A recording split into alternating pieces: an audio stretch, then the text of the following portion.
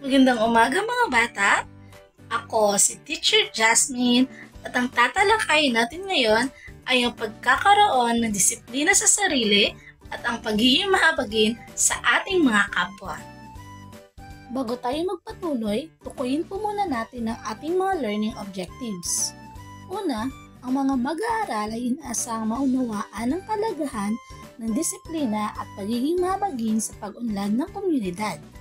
Pangalawa, ang mga mag-aral ay inaasahang makapagpapakita ng kakayahan sa pagpaplano at pag-oorganisa ng mga proyekto o programa para sa pag-unlad ng mga komunidad.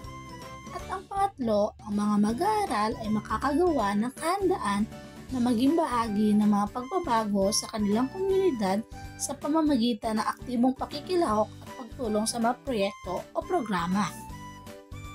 Ang mga nabanggit ang ating gabay tungo sa paglakbay sa ating aralin. Ano nga ba ang disiplina? Paano makakatulong sa atin ang pagiging mahabagin? Ang disiplina ay mahalaga upang mapanatili ang kaayusan at kaalaman sa ating mga gawain at pag-uugali. Sa pamamagitan ng pagiging mahabagin sa kapwa, nagpapakita tayo ng paggalang at pagmamalasakit sa kanilang kalagayan at pangangailangan. Ito rin ay nagpapalakas na ugnayan at nagbubuklod sa ating komunidad. Una, pag-usapan natin ang disiplina sa konteksto ng pagsasanay sa disiplina. Ang disiplina ay ang kakayahan na sumunod sa mga alituntunin, panuntunan o regulasyon. Ito rin ay ang kakayahan na magpatupad ng sariling kontrol at pagmamahal sa sarili para sa ikabubuti. Mahalaga ang pagpapalakas ng kakayahan ng isang individual na kontrolin ang sarili sa pagsunod ng mga patakaran o pamantayan. Sunod naman ay ang pagiging mahabagin. Ang pagiging mahabagin ay pagpapakita ng malasakit at pagmamahal sa kapwa, lalo na sa mga nangangailangan. May ipapakita ito sa pamamagitan ng pagtulong sa mga taong nangangailangan ng tulong, pagiging maunawain at mapagbigay ng oras at atensyon sa kanilang mga pangangailangan, sa pamamagitan ng pagiging sensitibo sa kanilang damdamin at sitwasyon.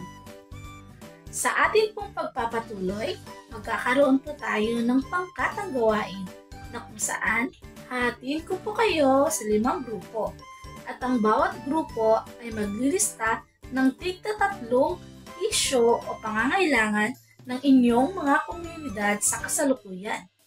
Sa ganitong paraan, magkakaroon ang mga mag-aaral ng ideya sa iba't ibang isyu o kinakaharap ng bawat komunidad. Pagkatapos ninyong matukoy ang mga isyu ng inyong mga komunidad, ngayon naman, subukan nating tukuyin kung paano natin masusolusyonan ang bawat isyong inyong natukoy.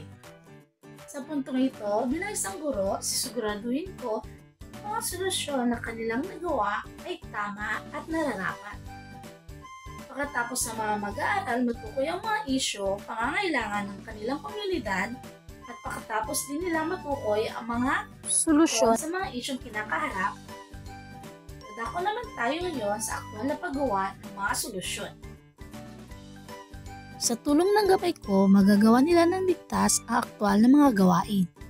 Mas mag-i-improve ang kaalaman ng mga mag-aaral dahil meron na silang aktwal na pagganap.